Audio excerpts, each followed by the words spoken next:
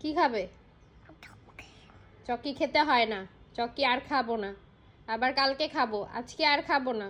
No no. আচ্ছা আচ্ছা শোনো, বসো, চুপ করে বসো। চুপ চুপ চুপ চুপ চুপ। তুমি বসো, বসে বসে মাকে বলো, বসো, এখানে বসে বসে বলতে হয়। বলো কি বলবে? বলো মা।